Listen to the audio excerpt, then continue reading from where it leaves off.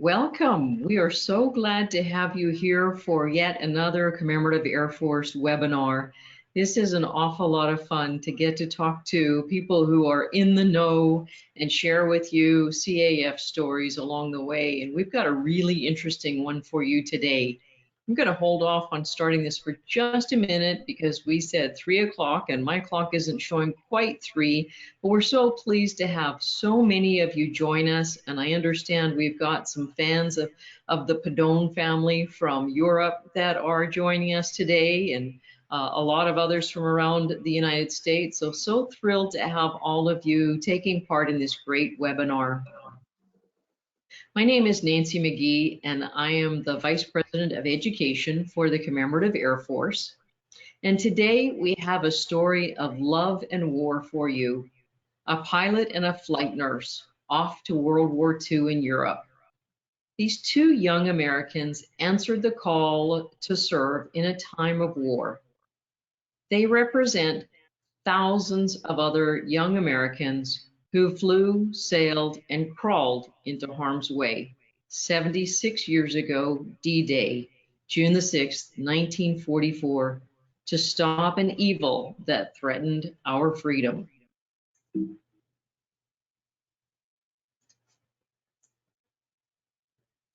This is their story, presented in a historical perspective. And with us today is a man who has a very unique perspective to this story, Lieutenant Colonel Stephen Pedone, who is their son. Steve, would you please introduce yourself to our audience and maybe tell us a brief overview of what your talk's going to be today? Yes, thank you. Welcome everyone to the webinar. I'm very grateful to the Commemorative Air Force for this opportunity to share a story of my mom and dad. It's a story of the D-Day pilot and the flight nurse. I prepared an article last year for the 75th D-Day anniversary by the same title. The article was published in the D-Day Squadron website and appeared in the July 2019 issue of Flypast magazine, one of the UK's top aviation history magazines. I will highlight the D-Day airborne invasion in historical detail from the perspective of my dad, the pilot, who was the co-pilot of the lead 9th Air Force Pathfinder troop carrier, C-47, dropping the first stick of 101st Airborne Pathfinder paratroopers into Drop Zone A, just before midnight on 6th of June, 1944. Concurrently, I plan to tell a unique perspective of my mother, the flight nurse, who flew into Normandy combat area on 10 June, 4 days later, in the same C-47s to air medevac and keep alive the severely wounded soldiers back to hospitals in England. They both are truly representative of America's greatest generation. Both were stationed in England early in World War II.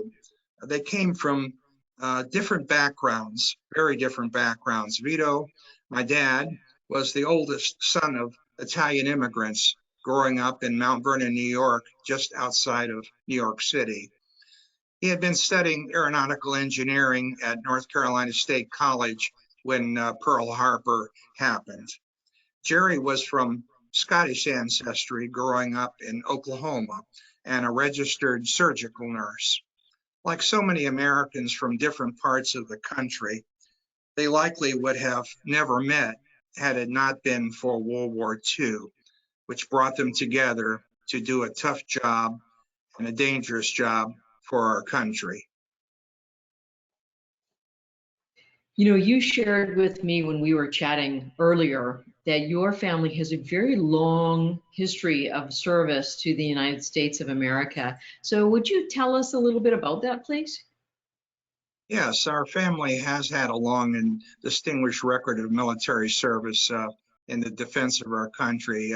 Vito's father, my grandfather, and grandmother immigrated to Puglia, Italy, which is on the Adriatic side, and in 1918, during World War I, Vito's dad fought the Germans in France in fierce frontline combat with the American Expeditionary Forces.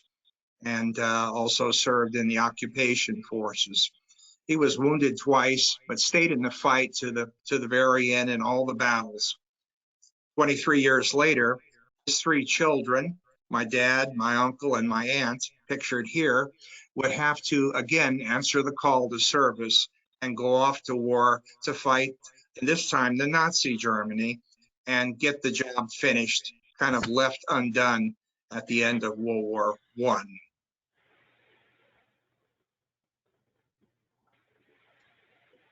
How did Vito and Jerry become involved in the war effort?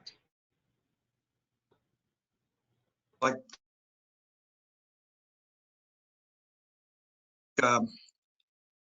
many young Americans after the 7th of December 1941 Pearl Harbor attack and our declaration of war, Vito and Jerry decided to join the military and answer the call to service. That was so common. We were a country of a lot of patriots at that time. And Vito joined the U.S. Army Aviation Cadets to learn how to fly. He earned his pilot's wings and received a commission as a second lieutenant in the U.S. Army Air Force. Completed advanced training in the twin-engine single-pilot Douglas A-20 ground attack light bomber in mid-1942. Jerry, registered nurse, surgical nurse, joined the new U.S. Army Air Force flight nurse program and graduated in the first class of the new flight nurse school at Bowman Field, Kentucky in February of '43. She earned her flight nurse wings and a commission as a second lieutenant in the U.S. Army Air Force.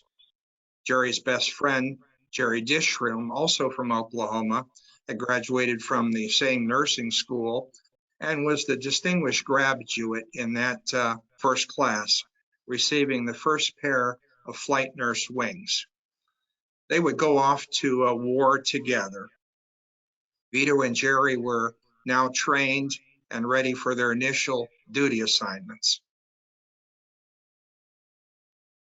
Well, let's talk about those duty assignments. When they went off to war, they went off to England. How did they meet along the way, and what were they doing there? Yeah, Vito was in England in '42, very early as one of the first U.S. Army Air Force pilots stationed in England, and flying the A-20 aircraft as a ground attack combat into coastal Europe with the newly formed 8th Air Force. Jerry would arrive in England in early '43, assigned to the newly formed 806 Medical Air Evacuation Squadron based in Welford Park, England, to provide medical services to the thousands of American forces building up in England to prepare for the D-Day invasion. By chance, Jerry was the nurse that gave Vito his required shots before he left in 1942 for overseas duty. Although Vito and Jerry would be stationed at different air bases in England, fate would likely bring them together again. Now, Vito spent 2 years in Europe before D-Day, before his D-Day assignment. So what kind of missions was he involved in there? Yes, he was in a unique situation of being one of the first American pilots in England, and 8th Air Force had just been standing up and getting prepared to enter the fight. Vito flew the A-20 aircraft into Belgium, Holland, and France, attacking coastal Nazi targets in close air ground attack missions. These were the earliest 8th Air Force combat missions in Europe, and very dangerous. The American squadrons worked closely with the British Royal Air Force A-20s, which they call the Bostons. America had provided quite a few of these A-20 aircraft in a Lend-Lease program to the British to help with the war effort. Like a fighter plane, the twin-engine A-20 was fast and maneuverable and flown by a single pilot with a gunner in the rear seat.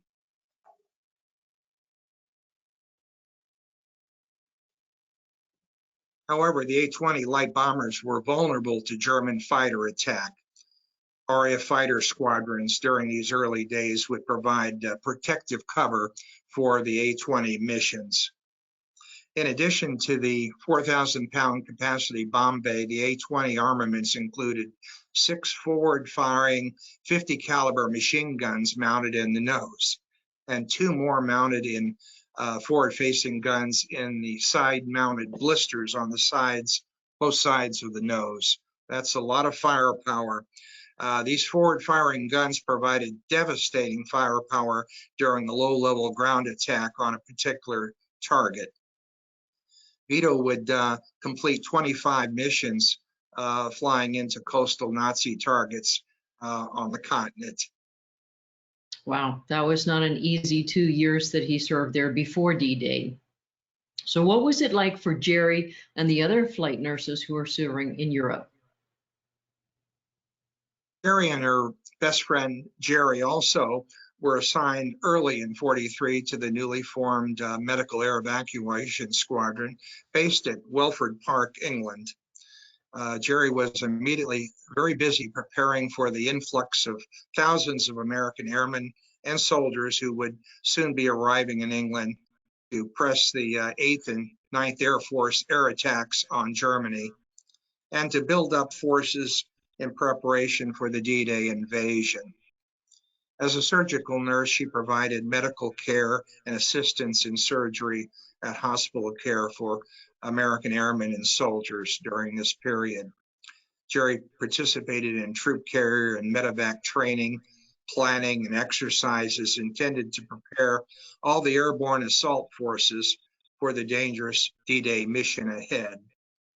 Flight nurses wore their blue flight suits and often needed cold weather flight gear in the cold elevations at altitude. The flight nurses of the 806 Medical Air Evacuation Squadron enjoyed the friendly welcome of the British people who were very grateful for the American presence to take the fight to Nazi Germany. They enjoyed the free moments exploring the quaint English towns and delightful English people. Jerry and her fellow flight nurses were ready, and their D-Day medevac missions into Normandy beachheads very soon.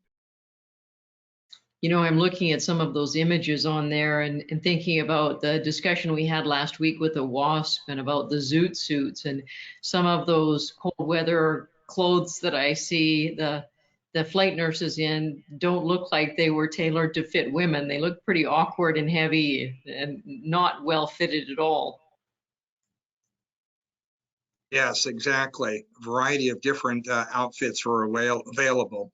But uniquely, the Air Force, Army Air Force flight nurse were in blue uniforms for the first time when the Army pilots were wearing the traditional Army colors of olive drab and brown. So it was special to be in blue. But the flight nurses were so new, they had an opportunity to pick their own colors, apparently.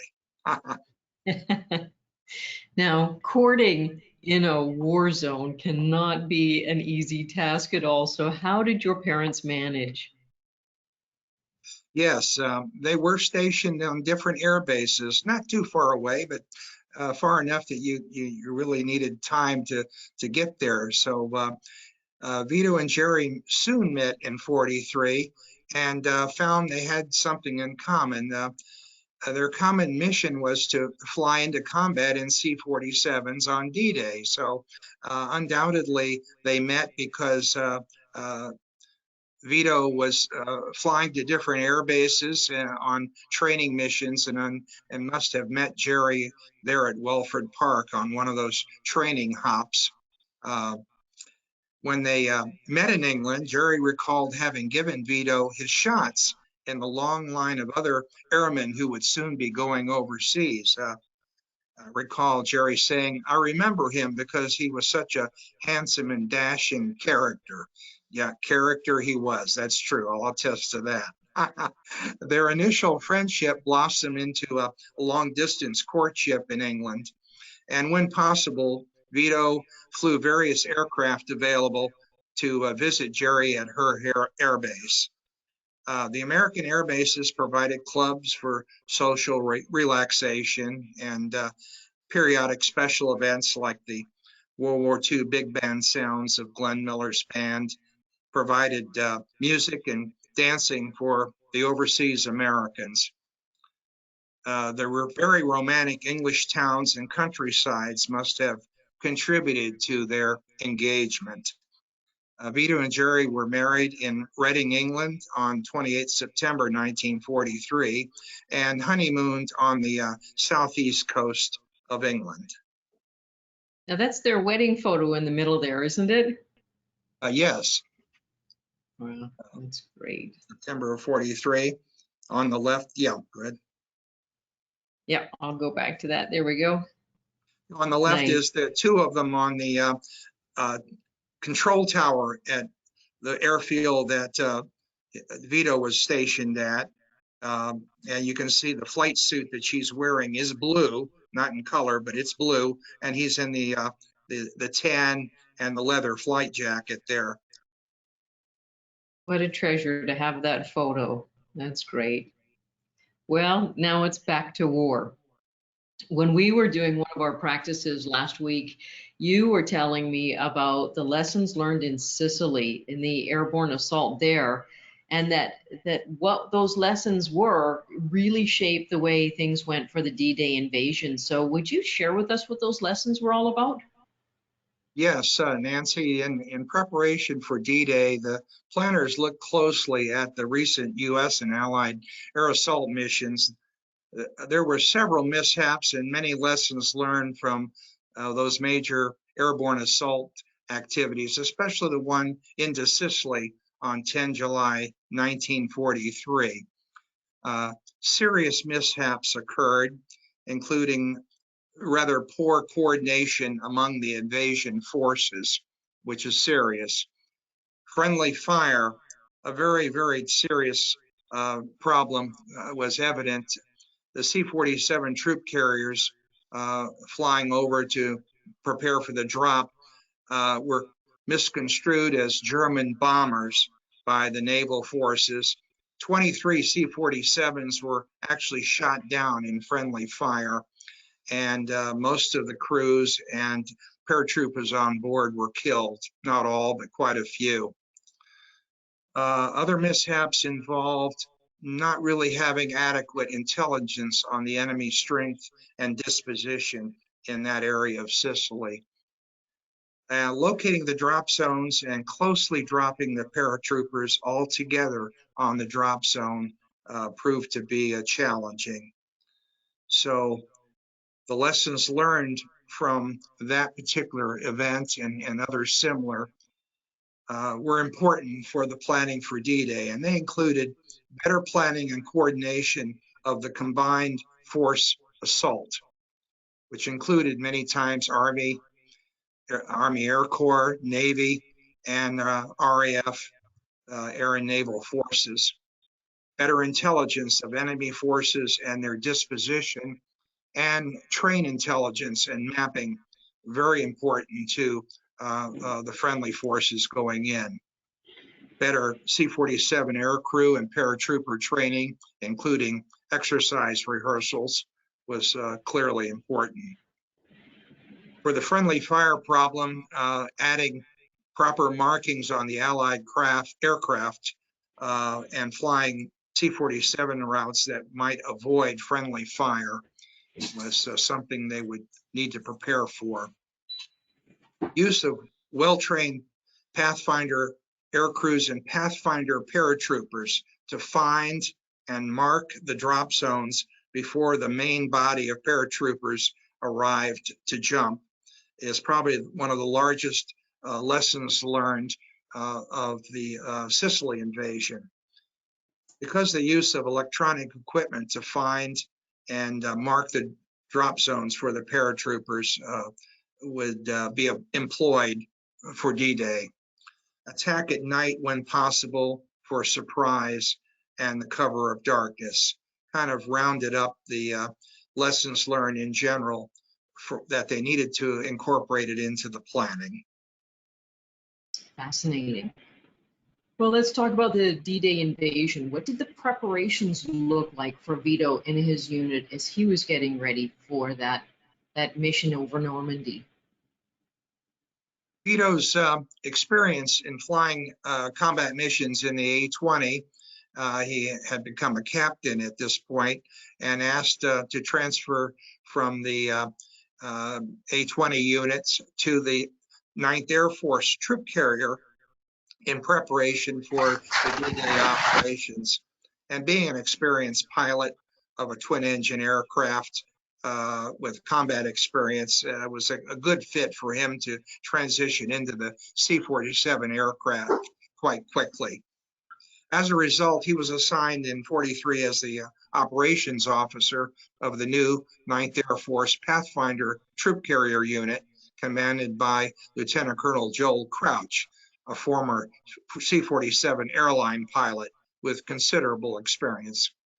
Pathfinder C-47 unit would be based at North Whittam Airfield in the Lincolnshire of England. There was a great deal to do to get ready for D-Day, which would be sometime in 1944, and that included planning. There was extensive and continuous planning and coordination for just about everything. They applied the lessons learned from Sicily and other airdrops as they did their extensive planning. Next was the buildup. We had to bring thousands of aircraft, supplies, air crews, and maintenance and support personnel from the United States over to England to prepare for the invasion. Airfields needed to be constructed. There was extensive movement and staging of many tons of logistical supplies. Planning and preparations included using special equipment.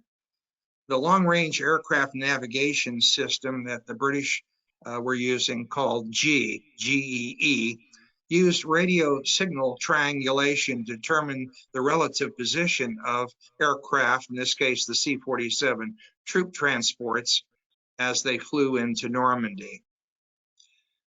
Closer to the drop zones, the Rebecca electronic system, developed by the British but manufactured in the United States, was a radio beacon transponder system which helped the C-47 crews to locate their specific drop zone.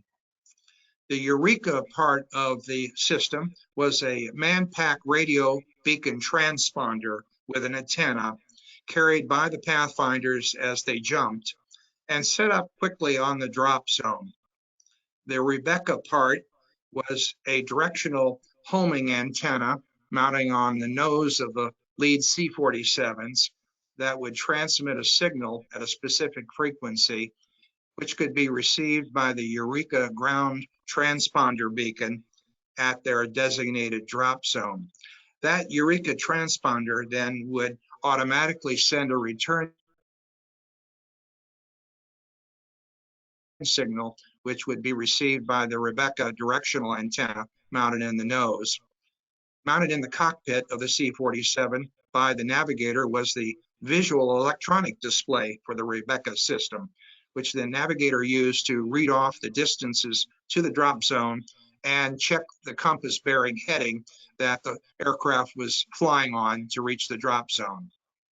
Additionally, visual markers of the drop zone were part of the special equipment that the Pathfinder paratroopers would carry with them and install on the drop zone, including upward shining bright halophane lights and bright orange visual marking panels to identify the drop zone in the air. These were especially important at the daylight missions, and the lights were important at night. Next component of the preparations involved the training. Air crews were generally newly graduated pilots, recently trained in flying the C-47, with little or no experience in tight formation flying and night flying, especially no combat experience. The Pathfinder School was established at North Whittam Airfield to train the Pathfinder air crews and to conduct exercise rehearsals with the Pathfinder paratroopers. The Pathfinder School ensured that air crews were proficient in formation flying, night flying, navigation, the flight parameters for low-level parachute drops, and the Eureka-Rebecca beacon homing system. The Pathfinder School trained the Pathfinder paratroopers in the operation of the Eureka radio beacon system and marking the drop zones with the lights and the special markers. Additionally, the paratrooper units had their own paratrooper training and preparations for the D-Day mission. Vito, as the operations officer for the Pathfinder troop carrier unit, was responsible for the intensive Pathfinder School training program, and he was very busy in that particular role. Air assault exercises, part of the training, were conducted over England to rehearse the C-47 air crews and the paratroopers of the 101st and 82nd Airborne Divisions in forming up the formation of C-47s after takeoff, flying designated routes, finding drop zones, dropping the Pathfinders all together in a tight group, marking the exercise drop zones with a special Eureka home beacon equipment, and dropping the main body of paratroopers accurately on the drop zone. This training was very intensive, and the team of Pathfinder air crews and paratroopers together were ready for that mission. Normandy intelligence, and also a very important component of preparations. In order to adequately plan and prepare for the D-Day mission, Vito needed to be completely familiar with the Normandy terrain and the current intelligence on enemy force disposition. The Pathfinder air crew navigation and training from familiarization was very important. The C-47 pilots were following a pre-planned compass heading and turn points to navigate across the English Channel, and following a route over the Normandy landscape to the drop zones. The C-47 navigators would be tracking their progress on that flight. The British long-range radio navigation system called G that I mentioned was based on triangulation and was installed in the C-47s. Using the G navigator systems, they received pulses from 3 widely dispersed ground transmitters positioned in England. The C-47 navigator could determine the C-47's position by triangulation of the 3 received signals, correlated on a special map he had with lattice lines covering the Normandy area. However, the G system was inadequate for positioning the C-47 at the precise location of that specific drop zone they were heading for. Therefore, the Pathfinder pilots over the Cherbourg Peninsula going into Normandy early in the morning went in at about 700 feet. They had to visually look down at the ground along the flight path to confirm they were following the correct route to take them directly over that specific drop zone they were heading. The Pathfinders didn't have the advantage of having the Eureka-Rebecca system installed, which they were putting in place for the follow-on units. So they had to go in on basic navigation skills and find the drop zones to guide them to the drop zones. And so the main body following on after they marked the drop zones would be able to use the Eureka-Rebecca systems effectively to pinpoint where the drop zones were as they flew across the Normandy Peninsula. As they grew closer to the drop zone area, the Pathfinder pilots then, looking out the small cockpit windows, had to anticipate and visually identify the actual drop zone in time to turn on the green light in the back of the aircraft for the Pathfinder paratroopers to jump and accurately land close together on the correct drop zone. To do this, the Pathfinder air crews had to be completely familiar with the terrain. and features along the routes they would fly over to the drop zone. It was important for the Pathfinders to be dropped on the specific drop zone so they could quickly set up their Eureka beacons and markers in time for the main body of C-47s coming in behind them. The drop zones were relatively small, and there were areas nearby that were flooded by the Germans.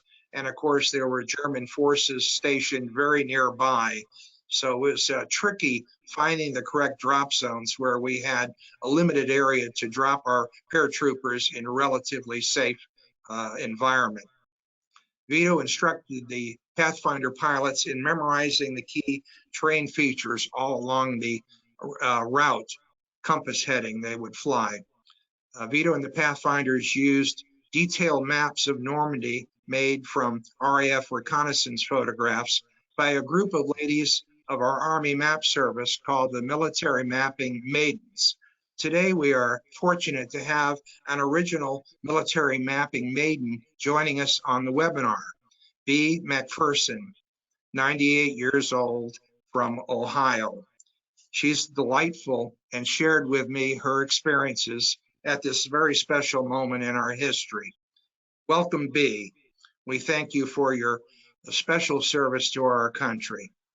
Well, the bottom line is the Pathfinders and all the paratroopers were prepared and ready, and they had one chance to get this right. One chance indeed. And thank you, Bea. Glad to have you with us today.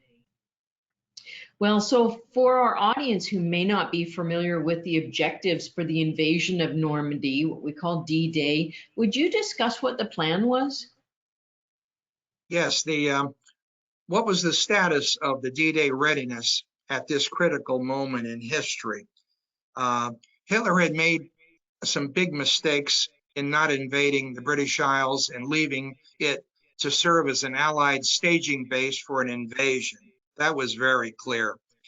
Additionally, his Navy had essentially lost the Battle of the Atlantic, and American invasion forces had been pouring into England. His Air Force lost domination of the skies over northern France. While Rommel's coastal defenses were formidable, he forgot to put a roof on the Nazi fortress Europe, and the Allied airborne forces would soon demonstrate his folly and drop in and say hello. By the summer of 1944, the Allied forces were trained and in place.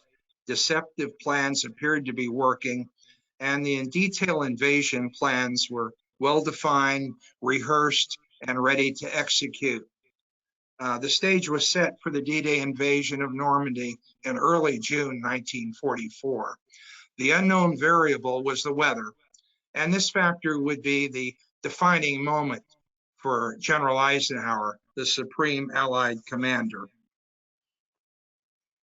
The D-Day Allied air assault forces would be the tip of the spear, which would be driven into the heart of Nazi Germany to achieve our ultimate victory in Europe on 8 May 1945. The plan for the air assault mission, their mission was to take and hold key bridges and road intersections miles inland from the invasion beaches to block the German reinforcement forces that were heading towards the beaches until the paratroopers were relieved by Allied forces advancing from the beachhead. For maximum surprise, British glider forces went in first, late on 5 June, to silently land their gliders, take and hold the Pegasus Bridge and other key bridges just near the city of Caen in Normandy.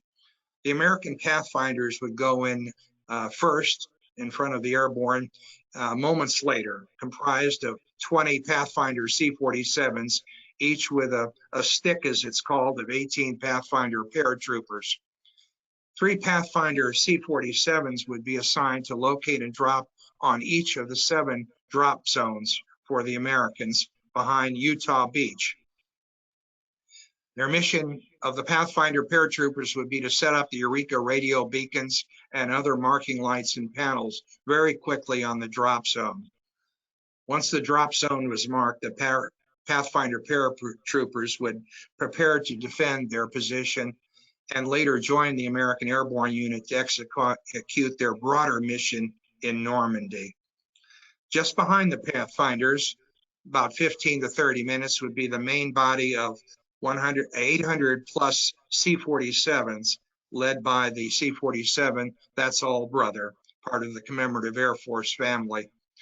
During the next several hours of darkness, C-47s would drop some 13,000 paratroopers of the 101st and 82nd Airborne Divisions into the 7 drop zones, followed by gliders at daybreak. Those paratroopers would jump heavy, each carrying approximately 90 pounds of gear, including the ammunition they would need to fight until relieved. The C-47 troop carriers would have protective fighter cover, and the route for those aircraft is shown on the chart you're looking at. The C-47s and the Allied participating aircraft would have 3 white stripes painted on their wings to prevent friendly fire. The risks with all this planning were still there and were many. They included detection by the Germans, weather, of course, intense ground fire, being dropped too fast or too low, causing the paratroopers to end up with broken bones or worse. The Germans had flooded many fields, and those posed a hazard to our paratroopers. And the scattering and separating, being lost as a result of jumping late or early was also a problem of forming up. In addition, of course, Hitler had obstacles installed in a lot of the fields called Hitler's asparagus that were very dangerous for the gliders.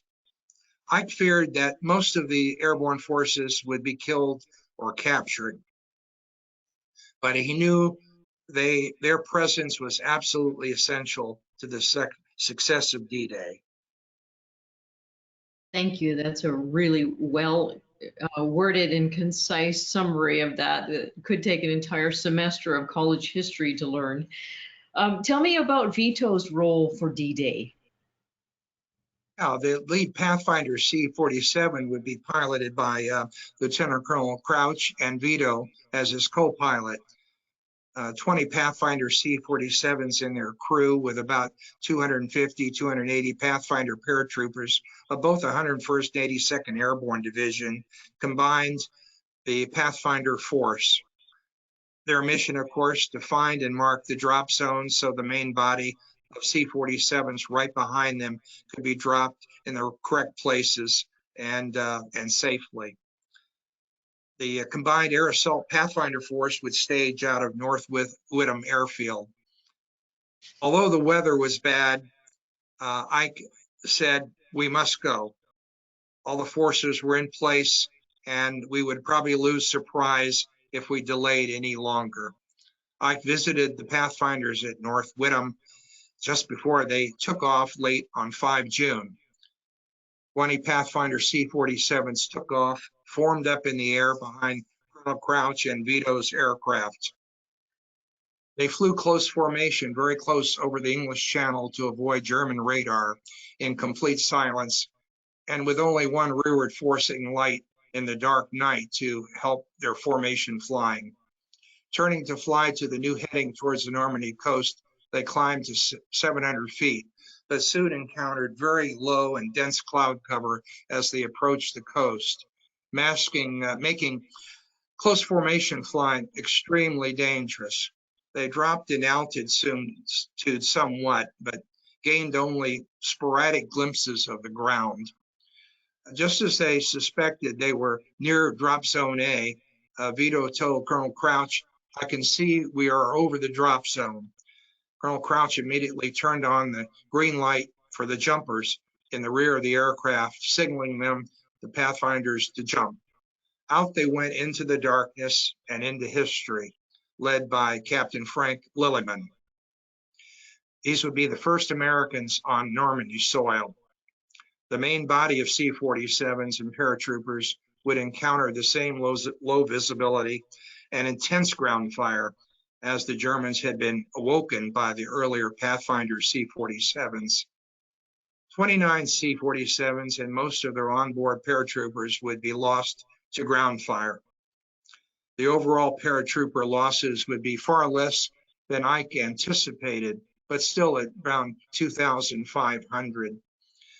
The Pathfinders and the paratroopers successfully executed their mission, and their bravery turned out to be crucial in our ultimate D-Day success.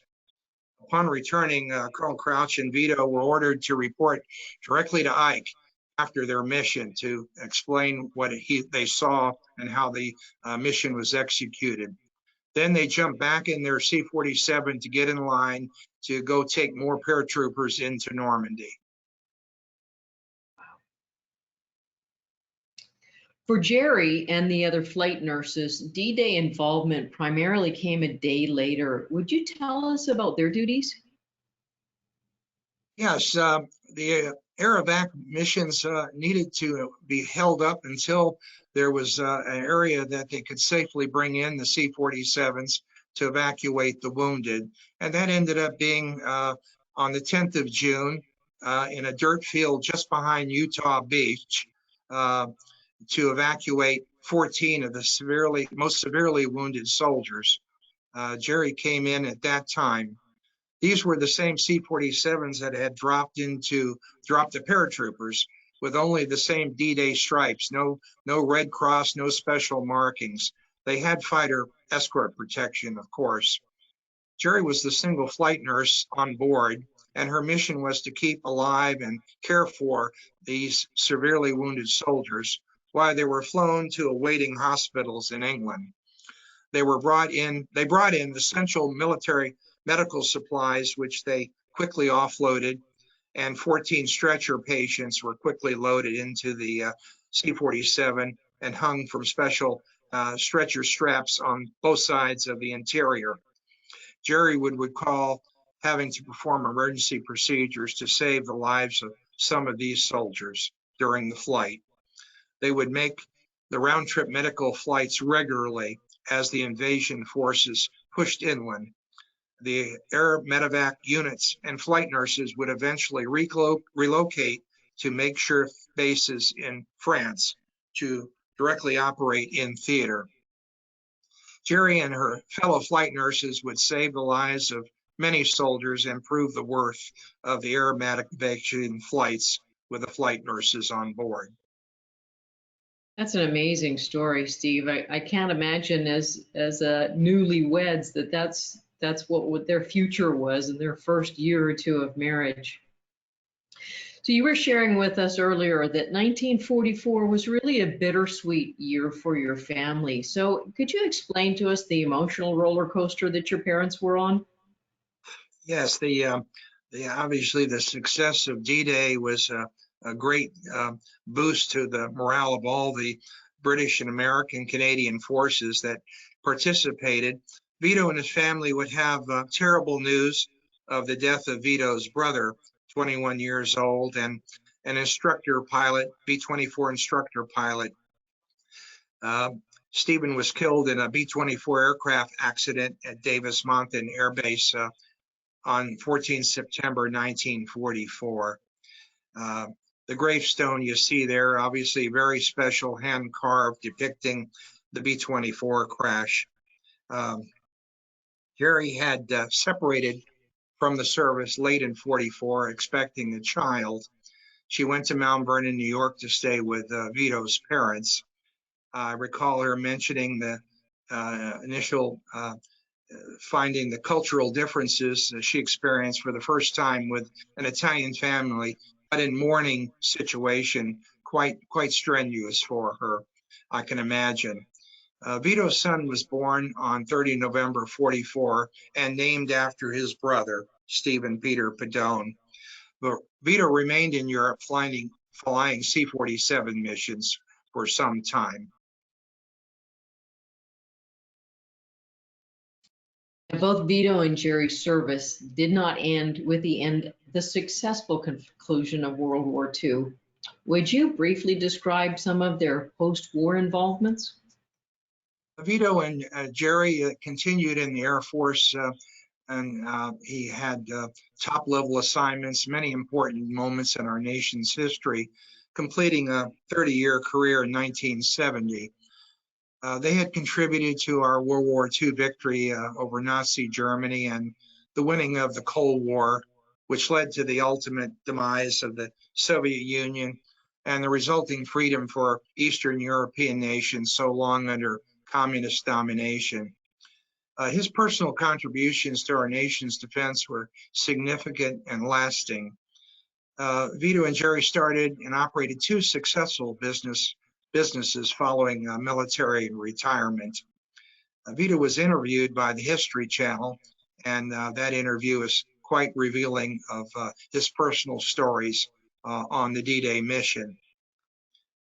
When asked if he was scared during the D-Day flight, he said, "You don't have time to be scared. You just do your job."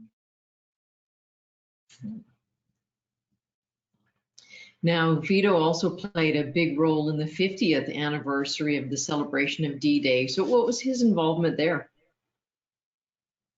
Yes, he was the coordinating the 1994 50th anniversary as the co-chairman of the D-Day Foundation representing airborne forces, and included the special planning for the QE2 voyage of many World War II veterans from New York City to Normandy for the anniversary celebrations. Vito was actively participated in several retired military associations and was recognized by the 9th Air Force for all of his services with their Great Warrior Award pictured here on the chart. Unfortunately, Jerry had passed away from natural causes in January of 1992 at age 72.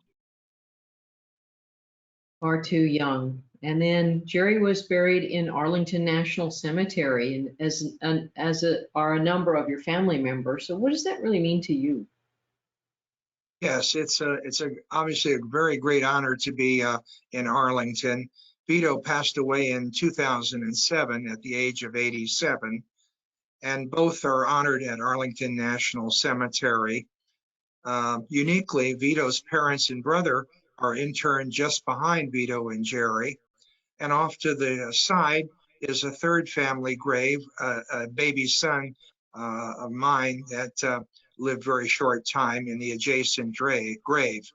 So 3 generations of families uniquely clustered together in old section 13. And they're in a hollow halfway between the Lee Mansion and the tomb of the unknown soldier as you come down the hill. Quite picturesque location, I might add. Jerry is also honored at the National Women in the Military Memorial at Arlington's front entrance gates. How special. Now, you got to play a part in the 75th anniversary ceremonies in Normandy last year. So what was that like for you? Yes, Vito's son and daughter. Can you imagine? The pilot and the co-pilot of the lead aircraft. This is the daughter of Lieutenant Colonel Crouch and myself. We were honored, and along with our dad's military D-Day service, by the National Pathfinder Association, dedication of a monument at the National Airborne and Special Operations Museum in Fayetteville, North Carolina. It was also a very special moment in history for the airborne forces. Yeah, we've got some other images here from the 75th anniversary trip. So tell us about that. Yeah, Vito and Jerry were also remembered at the 75th anniversary of D-Day last year. My wife and Amanda and I participated in the special events in UK and Normandy, France. We were part of the Miss Montana C-47 tour group, and together experienced the warm and grateful reception of many of the celebrating British, French, Belgian, Dutch people attending the D-Day 75th anniversary events. Everywhere we went, many wearing World War II American uniforms and driving World War II Jeeps and other combat vehicles. It was quite a moving experience. The tour group we were with was surprised, as was I, when visiting the D-Day Experience Museum near St. Mary Eglise. I pointed to a large Pathfinder display, which included a running video of Vito and the crew of the C-47 just before takeoff for Normandy late on the 5th of June. What a great honor for Vito and all his fellow Pathfinder D-Day service personnel. I was also especially honored to have been able to fly in the D-Day Squadron's Miss Montana C-47 over the Normandy invasion beaches and drop zone. It was a very personal and moving moment for me to think of what Vito and Jerry must have experienced 75 years ago, flying over Normandy in the C-47s, but in harm's way. You know, that must have had a big lump in your throat the whole time being there, very emotional, but how great that you got a chance to be there and honor them in that special way. I'm sure they're smiling upon you now. You've got quite a tribute to your family in your home. Would you share what you've got at home for our audience today? Yes, thank you. The pictures you see here represent two rooms that my wife graciously allowed me to fill up with family uniforms and mementos from the various members of my family's military service. We're a proud American military service family. It's important for our next generations to know and appreciate their family history and our nation's history. And this room, I hope, will be important for my future generations. That's great. You told me that you're there with your great granddaughter, I believe, who's a Yeah, year old. That's correct. fantastic. That's great. You know, the Pedone family's had a long and rich history of serving the United States of America. And you've published the story about your parents in many periodicals. So, other than the obvious pride that you have in your own parents, why is this story so important to you? Yes, thank you. Again, it's a critical moment in our history, and really the countries of the world are still shaped and driven by what took place 75, 76 years ago. It still has great influence on us, but it's important to remember those who served during this important moment in our history and the many who paid the ultimate sacrifice. The anniversary of the victory in Europe will be this coming Friday, 8 May, the 75th anniversary. So we are forever grateful to them, and we will always remember them. Excellent. Well, I thank the Commemorative Wow. Air Force for this opportunity to share my mom and dad's D-Day story, and thank you for participating in the webinar. I hope you have some questions for me. Well, we do have Yeah, some Lee. questions. We had a couple questions come in during the presentation. So one question that we got a few different times was people are very interested to know, were these stories that your parents told you as you were growing up, or was this something you had to do some research on your own? You know so much history about, Normandy and D-Day and the Pathfinder. So is this a passion of your own, or is this just part of growing up for you? Yes, it was being in a military family all my years of growing up, and then being in the Air Force myself for 25 years. We think and live military, basically. While my mom and dad did share a lot of their stories, and I have all of their mementos and photos and documents and papers, as I prepare their biographies of the two of them, I've done additional research to make sure I tell the story in an historical perspective, like I hope I've shared that with you here today, to put in perspective what they must have experienced as they were in England and going into Normandy.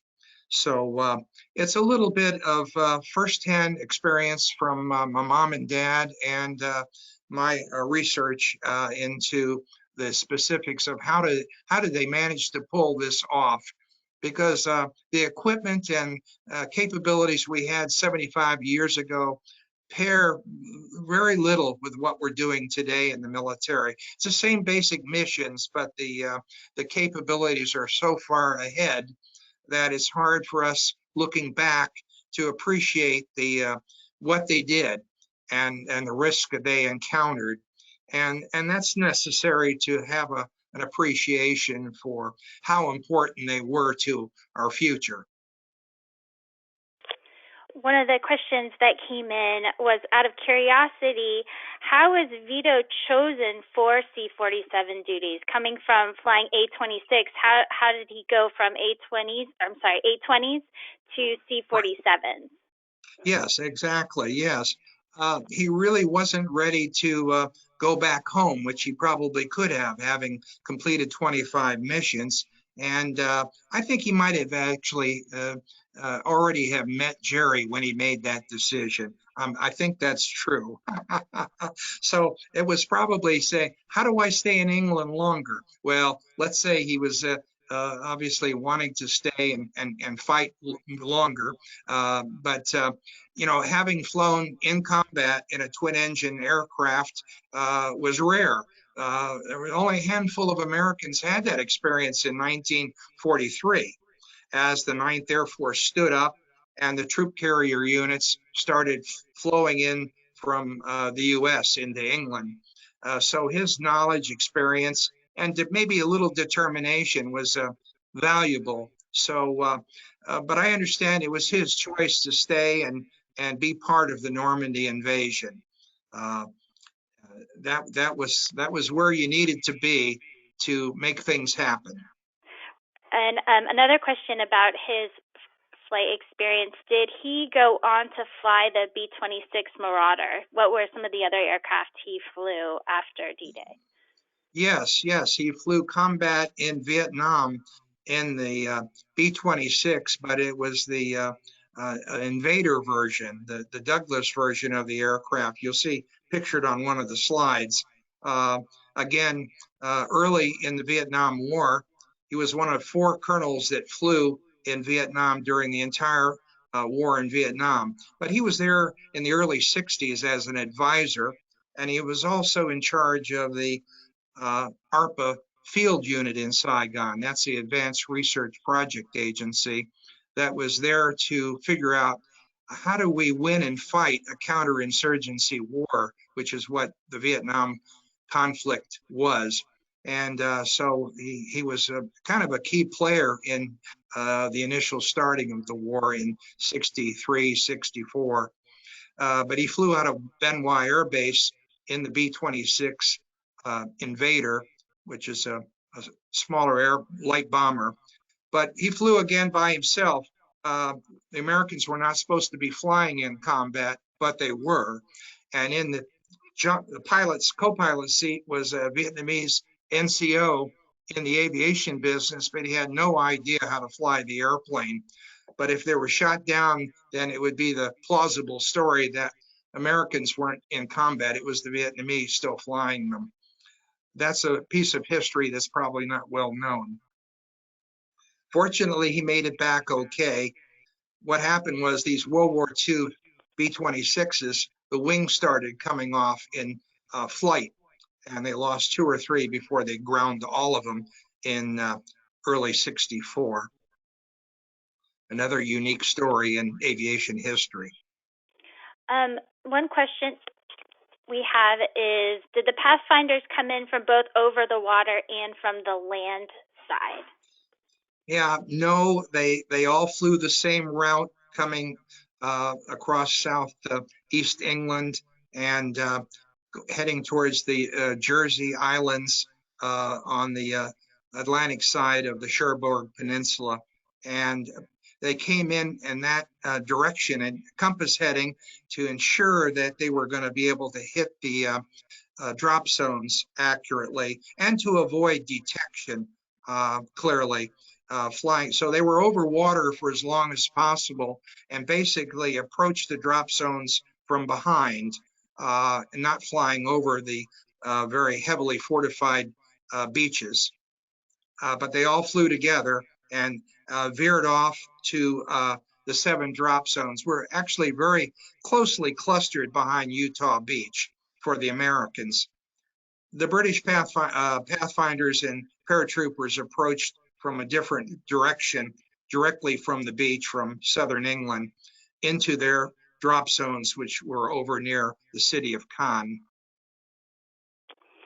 So it looks like we have a couple of questions that have come in about specific to Pathfinders. And if it's okay with everybody, we will do a follow-up email. We've done some research at the Commemorative Air Force with regards to That's All Brother and working with other Pathfinder veterans. Some of you may know David Hamilton. So we've done a lot of research that we'd be happy to share with you guys and what happened with the Pathfinder, some files that were released and things like that. The other thing I wanted to mention before we go, we heard from and I hope I don't butcher this name, but the South Kesteven District Council in Grantham, which Steve mentioned, where the North Wickham Fielders, where the Pathfinders were, they are doing a week-long tribute to Pathfinders on their social media pages, and they requested that we share it with the people who attended this webinar today. Some of the things that their area is doing. That part of England is known as bomber country, they said, and so all week long they're doing tributes to American troops with pictures and letters and things like that. So we'll be sure and send that out to everyone as well. Yes, thank you, Aaliyah. Right, I'm very familiar with the folks in Lincolnshire, and in fact, they had a display this past year that included my mom and dad's photographs, a victory of honor. So, yeah, that's the heart of England's aviation industry in World War II. Well, Steve, I feel like I have read a romance novel written by a military expert. I mean, this is such a unique story. And you and I joked about Hollywood making this into a great movie and who would play your mom and dad. So maybe our audience has got some suggestions for us. I want to thank you so much for sharing this story with us. Thank you for your service, and thank you to the entire Pedone family for their service. And to our audience, thank you so much for being here. And those of you who have served, thank you for your service. We will never, ever take that lightly. Thank you for having me. I hope you enjoyed the story. Take care and best to everyone. All right. Thank you so much.